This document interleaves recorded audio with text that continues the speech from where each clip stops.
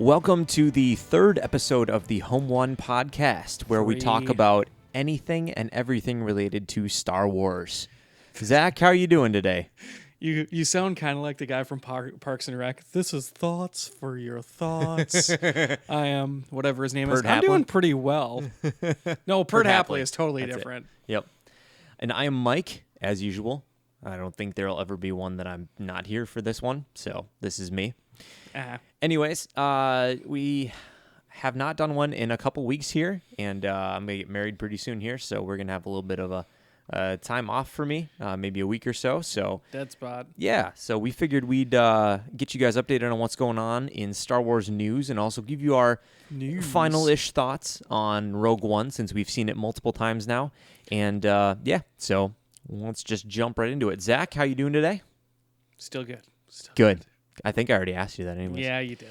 How do you feel about Woody Harrelson being rumored to be cast for Han Solo's mentor? Excitement mixed with other feelings of mostly like, did they sit around thinking like, you know what this movie needs? Kind of that stoner chill vibe that also just kind of burnt out scenario. I mean, I really like Woody Harrelson. There's very little that he hasn't done that I haven't enjoyed. So I'm excited. I think he's a very good actor, but it's just like he always brings that vibe of kind of like burnt out has-been, which I guess in this scenario could kind of work out really well. Yeah, especially if he's like a smuggler or scoundrel of sorts. Yeah, that's reaching the kind of the end of he's just not having it anymore. Or he's even just trying to make Han Solo do his bidding, or, trying to teach him. Kind of like what we see from Star-Lord and his mentor in Guardians of the Galaxy. Yeah. He's not really doing much. It seems like Star-Lord's actually a better, leader than he is, and yet he's trying to... You talking about Yondu? Yeah, Yondu. That's what I'm looking for. Yeah, there we go. So what I was thinking about this as well, and this really doesn't have to have anything to do with Woody Harrelson's character per se. I'm just looking at the cast list so far, and this is probably the most recognizable cast from top to bottom that we've seen. Outside of Alden, who is the main character, nobody's really heard of him. But, I mean, anybody that pays attention to pop culture has definitely heard of Emilia Clarke. And definitely heard of Donald Glover, and definitely heard of Woody Harrelson. Yeah. I mean, how many other Star Wars movies can you list, like, when they first came out?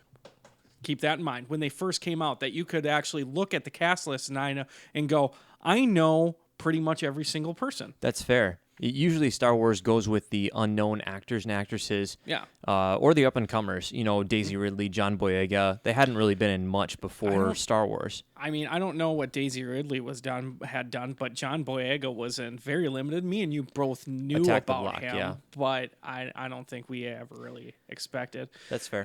The guy who plays Poe, I mean, he's been around, but he's been more of kind of like a Oscar secondary character in a lot of different movies and stuff like that. And you get a few here and there, a few different people that are, veterans, but haven't really been in the limelight before. Yep. And honestly, I do admit that Donald Glover is my most exciting part about the Han Solo movie. Yeah. I'm really excited to see him as Lando. So, but I was thinking, honestly, when I think of Woody Harrelson and just like that mentor role, I keep on coming back to Hunger Games, and I obviously don't want that to be the case. I don't want some, drunk who's kind of just this wise old guy who tends to say the right thing at the exactly right time, kind of gets a little bit too convenient. But the thing that I was thinking about as far as like a mentor or somebody who's trying to be in charge of somebody younger than him, you remember when we watched Out of the Furnace with Christian Bale and Casey Affleck? Yes. I'm thinking about Woody Harrelson in that role.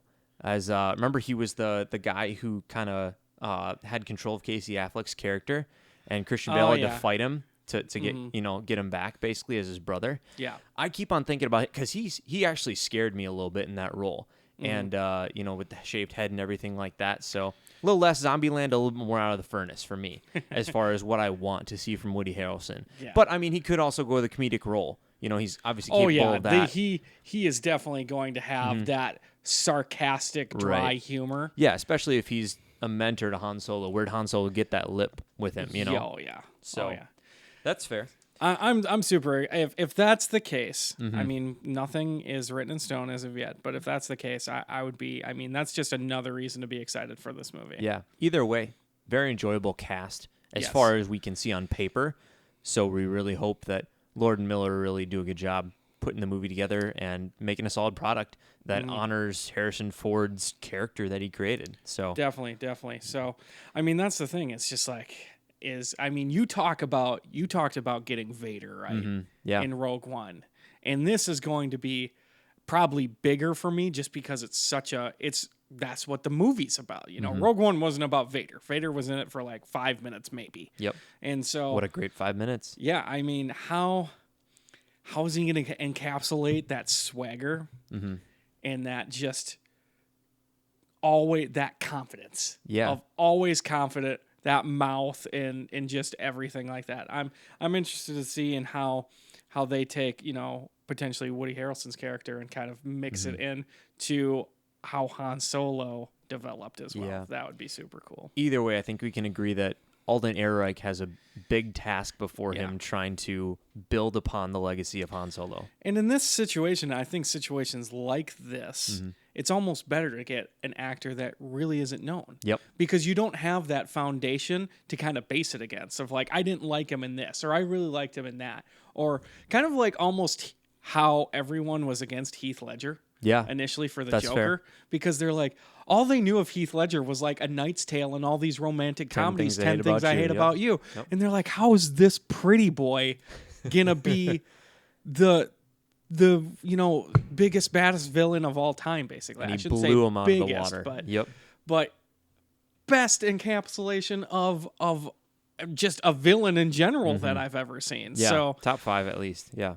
but I mean, with Alden though, we don't really have that. So we can come into it very clean and just be like, okay, let's go. That'd be good. Speaking of people that you'd like to see in movies, I know especially we've talked a lot about like where Star Wars is going to go from here, but if you could think of any actors or actresses that you would want to see in the Star Wars universe, whether that be like Old Republic or, you know, moving forward with Finn and Rey in the new saga, anybody stand out for you that you would like I have to several. see? Okay, please tell me. How about you give one, I'll give one. We'll kind of go back and forth. So I'll give male and then female, and then I can shotgun off a few if we have time. So my first one, Michael Fassbender. Okay. I think he would fit the role of Jedi / Sith. That'd be super sick. well. I think he fits that role better than most in Hollywood right now. Because I think he has proven that he can play good guy or bad guy. That's actually a lot harder than people think. You know, typically characters have one side or the other. He's kind of flip flop back and forth. Yeah. I don't know. Just his stature, his demeanor. I think he could play the very, you know, mellow Jedi, or just that super like anger in the heart Sith. Yeah. So he's definitely up there for me. Yeah. I think a lot of the people that I want to see in a Star Wars movie, I'd be like, you could be a Jedi. And that's kind of how I characterize them, either a Jedi or a smuggler. I think that one of the ones that I would like to go for, kind of piggybacking off of yours, is James McAvoy. I think he'd be a great Jedi, more towards like the Obi-Wan side of things, not necessarily a conflicted character, but somebody who's, you know, staunchly for the rules, or somebody who's, you know, but well, he's already that wise leader in Xavier. But then we would trend towards the Magneto versus Xavier coupling if we try to do that. But that would be so interesting to see them play Jedi on other sides of, you know, the Force battle in an Old Republic movie. That'd be amazing. Yeah, like so just completely do it again. Old friends that are also enemies. And McAvoy's just a fantastic actor, obviously. So yes. All right, give me another one. My second is female Emily Blunt. I just love her. That's great. She's such a great actress. And I mean, I don't see her in the stereotypical Star Wars woman role of let's be all political and stuff like that. I see her as being a badass woman in the Star Wars universe. Yeah. You know, not necessarily akin to Rey, but obviously older, a little more worn out by the world. Basically just almost like a a female Han Solo type. Yep. You know, I don't want to categorize too much That's of fair. like relating it to other people, but that's, you know, do whatever you want. I think she would fit well into this universe. Mm-hmm. I'm going to go off the female side of things for you here. I want to see, now that we're getting Rey in kind of a lead role with a female character, you know, I mean, we could argue about Princess Leia, which we will in a bit here, about how much of a lead character she was, but, you know, she was definitely in the mix with Han and Luke too. But I want to see a standout female role kind of come into play in a different way that we've seen before. I want to see Margot Robbie in the role of a Star Destroyer captain who's a female.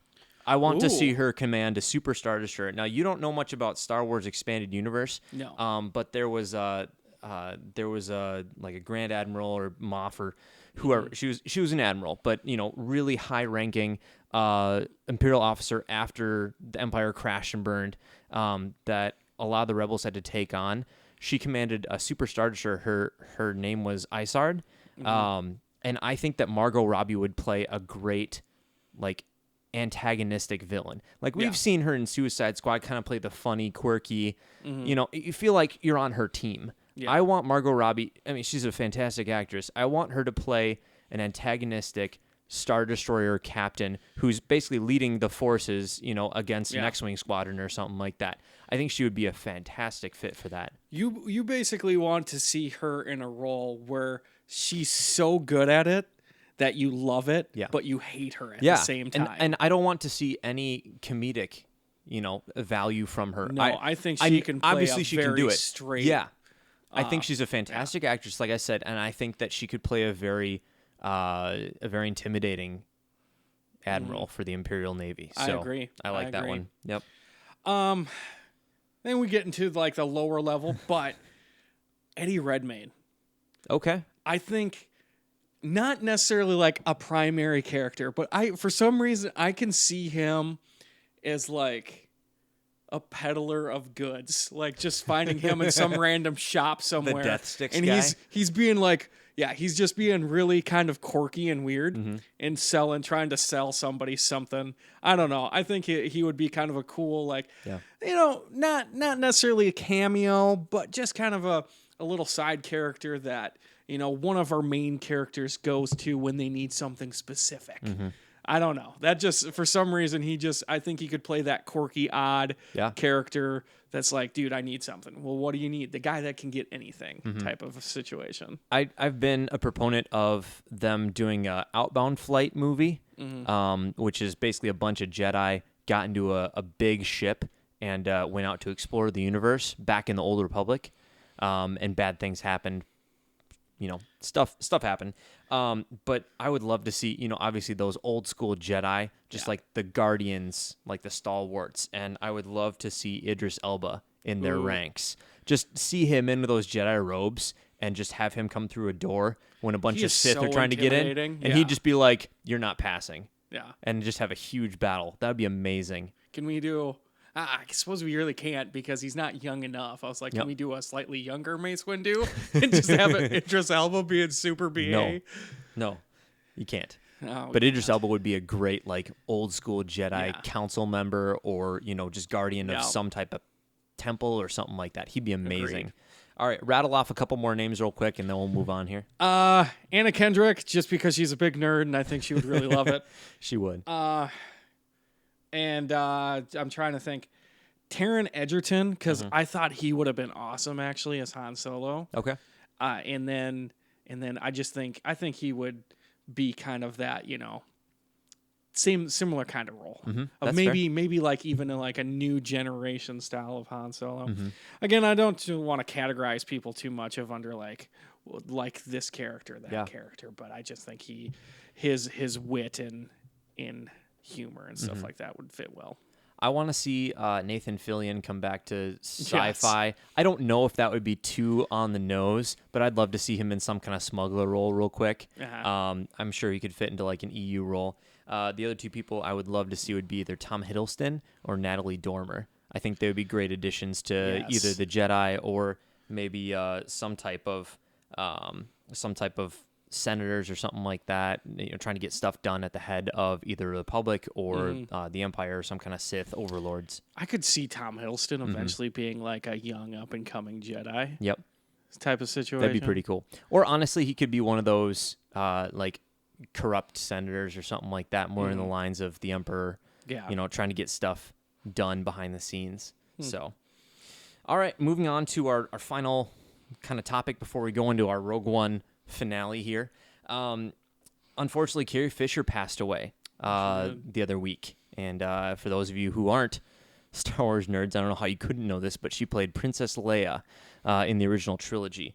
Now, Zach, I know some people get online and they're, I'm just super distraught. I don't raise to that level of emotionality, or whatever the word would be for that. But I mean, obviously, it's sad that she has passed away, and it's sad that the character arc of Princess Leia, cannot be finished the way that they apparently wanted it to be. So, what are your thoughts for, either how Carrie Fisher added to the Star Wars universe, or even like how they're gonna try to wrap up her character, in the next movies here?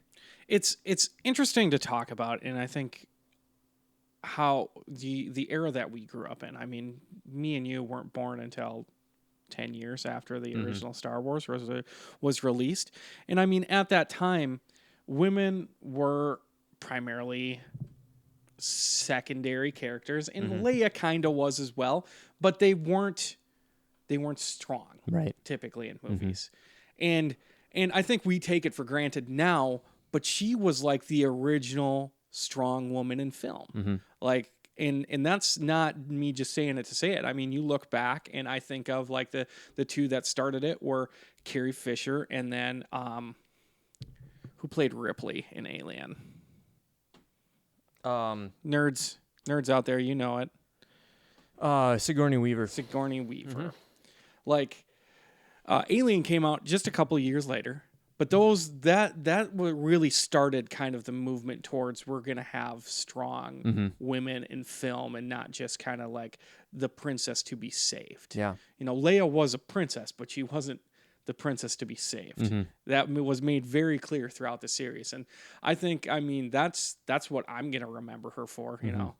As much as I think a lot of us are going to remember the bikini, I think more than anything, I'm going to remember her for being that strong female role that I saw growing up. That's true. As soon as they got her out of her cell in the Death Star, she was in control, and she was giving orders to people. And that's pretty much set the tone for her character throughout the rest of the series. Yeah. Now, obviously, we've heard a little bit that she's obviously in Episode 8, which is releasing at the end of this year. Now, rumors are that they're trying to figure out what to do with her character. So that implies, at least, unless they're trying to, fake us out a little bit, that her character survives Episode 8 and would have been in Episode 9. Now, I'm assuming that she would be fairly central to Kylo Ren's either turning back to the light side or just his character development in general. Obviously, him killing his father as well made a big impact on his character. Yeah. What do you think they're going to do? Well, this is an interesting topic because I don't have a concrete answer, because it's just like, how much of the forefront of the movie do you want it to be? Specifically, I mean, they finished filming of Episode 8, so unless they decide to go back and do some reshoots and show her like die in a ship explosion or something like that, I just don't know how much you want to put that in the forefront of either of the movies. Right. Do you want it to be an off-screen death that you just kind of explain in Episode 9? Or do you want it to be like, like I said, like she has her ship is blown up on screen or something like that? I don't have a great answer. I assume it's probably not going to be this grand in the movie gesture. Yeah. I think it's probably going to be something that is probably more referenced, that happened like, quote unquote, in between Episodes 8 and 9. Yeah. So I don't know how they're going to work it in. It's going to be interesting to see. And that's tough too, because obviously they don't have any footage specifically designed for that to happen. So it'd have to be something very abrupt, or, a ship exploding or something like that. And that can feel a little bit forced. And so, yeah, it's going to be tough for them either way to figure it out because it seems like they're fairly finishing up with episode 8. I don't think they would change anything big and make her die at the end of that. Plus, I mean, honestly, it would feel so forced. Yeah, well, and and just even to honor her legacy and just be like, yeah, we're not going to go back and kill her at the end of this movie that we just made with her. Yeah. Like to honor her, contribution to the movie even and just honor her character, we're going to make sure that, we keep what she worked on in that movie intact and not hijack it because we just can't use her anymore. That's such a fine line that they have to walk because they obviously worked with her a lot.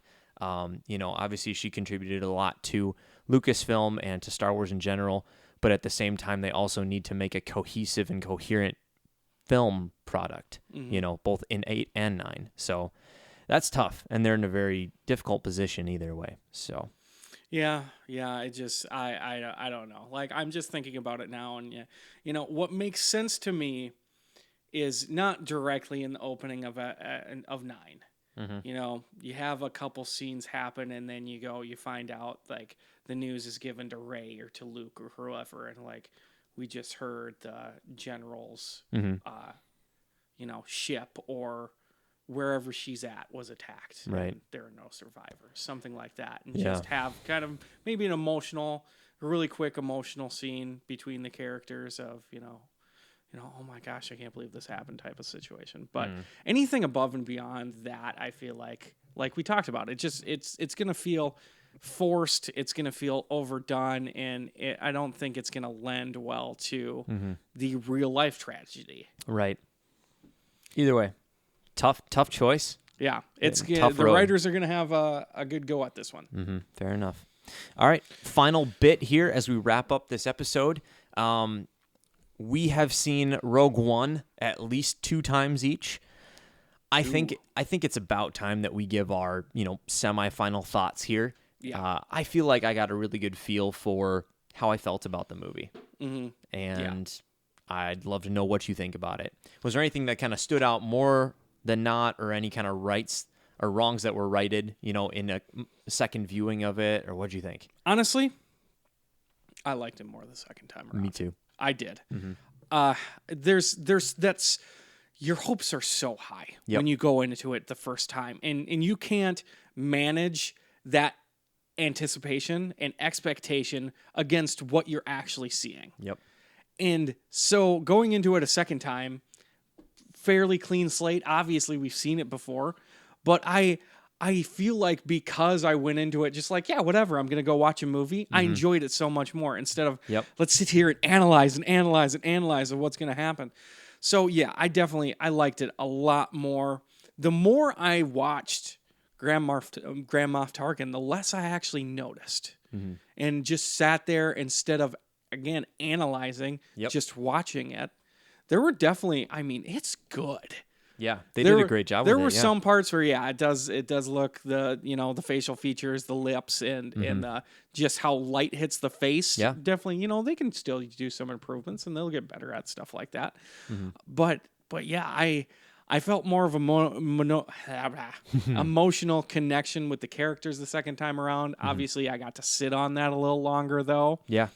But yeah, a lot of the stuff that bothered me the first time around didn't bother me nearly as much the second time around. Yep.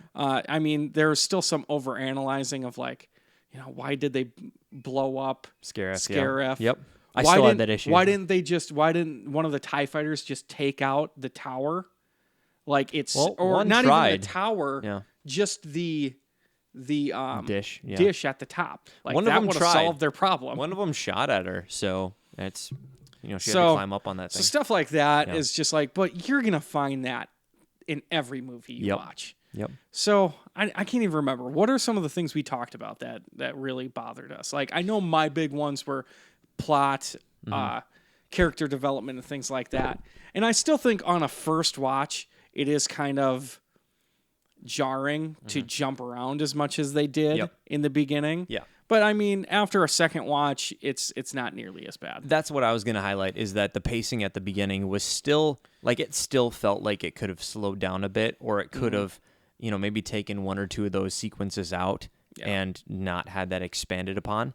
But honestly, I think the key thing was that we knew where we were going to end up as far as planets and, plot was concerned. And so we weren't, when we saw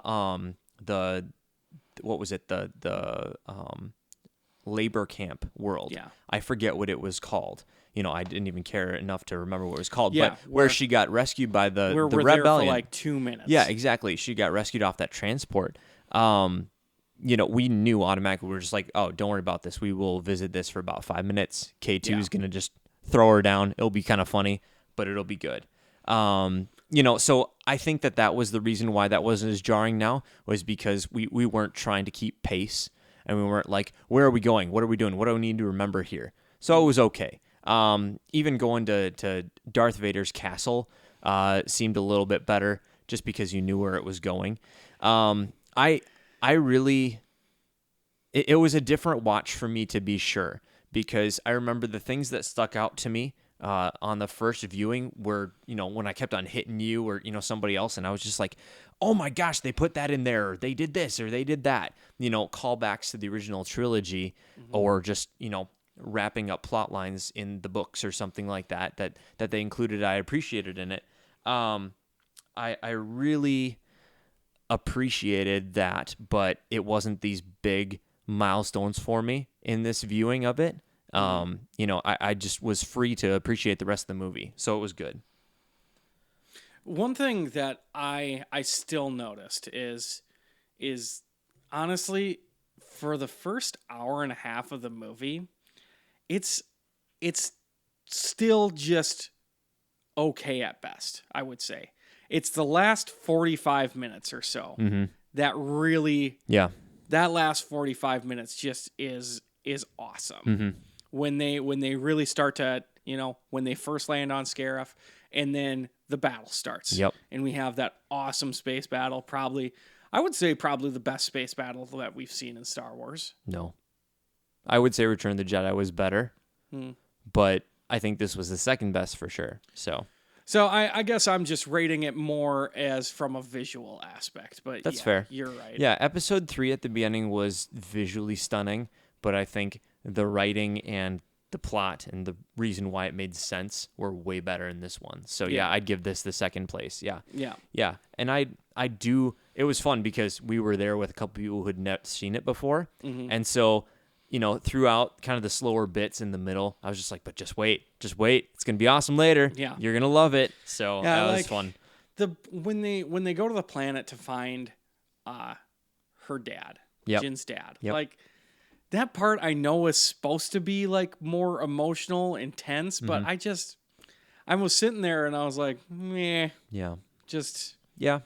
And they Whatever. they covered a lot of ground, and with that they lost a couple opportunities to sit on some things and make them more impactful. And that's the price that you pay for, they already made the movie, what, 215, something like that. Yeah.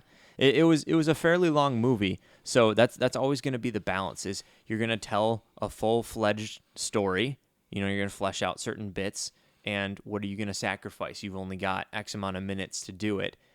You're either going to be really efficient with, your boardroom scenes, developing the plot and character development and everything like that, or you're going to just blaze through it like a Suicide Squad, and just jump around and make people be like, wait, no, I don't believe that your character just decided to do that. Yeah. So, yeah, obviously there were a couple bits that we'd love to shore up, but, compared to other movies that we've seen, especially this year, I feel like they did a pretty good job, considering everything. So, not too bad. All in all, the 2016 was one of the most anticipated movie years in the past decade. It was so much in the lineup, and I feel like so little of it actually lived up to its potential. I still think I like Force Awakens better than Rogue One. I definitely like Force Awakens better. Rogue One, it was definitely better the second viewing, for sure. Oh, yeah. Again, less critical, more just relaxed and enjoying it.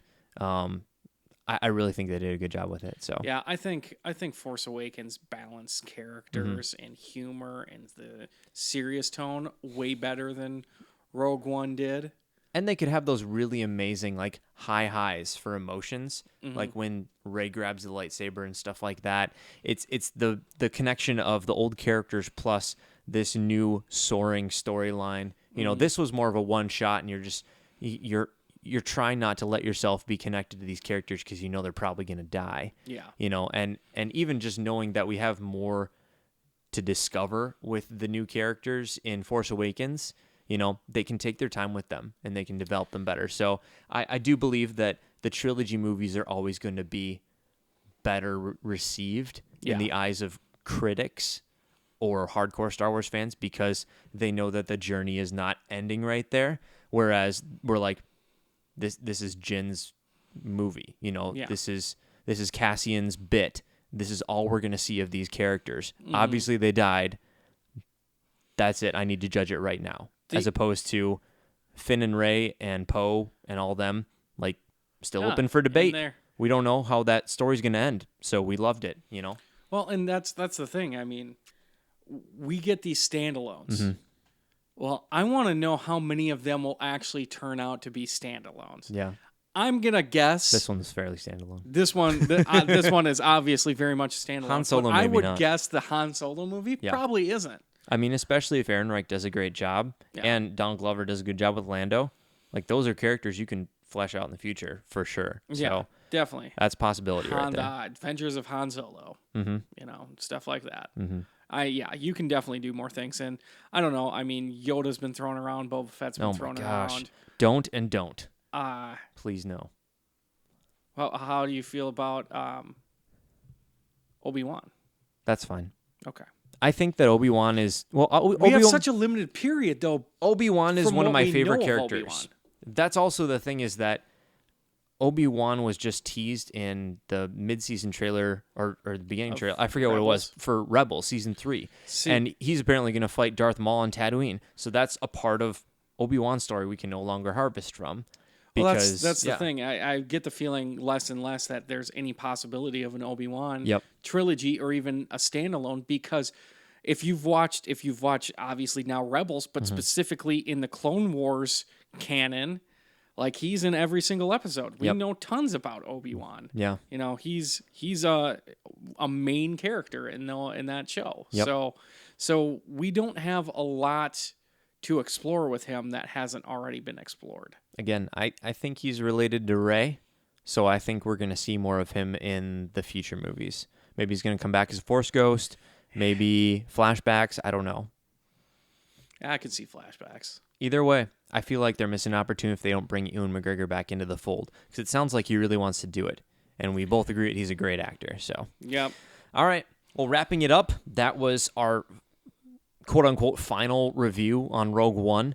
Obviously, I'm sure we'll refer to it in later episodes as well, but those are more of our rounded, complete thoughts about the movie. Just glad that we could see it a couple times in theaters and get the full experience there. So anyways, that'll do it for episode 3 here of the Home One podcast. Again, this is Mike. That was Zach. You can find us pretty much every month, I think is the way that we usually do this. On cheapshotcinema.com is where you can find us, or on our YouTube page, which is Cheapshot Cinema, or Facebook or Twitter or any of the social media places that you can find your favorite people talking about movies or TV or Star Wars specifically. But thank you guys so much for tuning in. And again, if you like this or other things not related to Star Wars, feel free to check out the rest of our stuff. Hope you guys have a great night, and thanks for listening. Bye. Bye.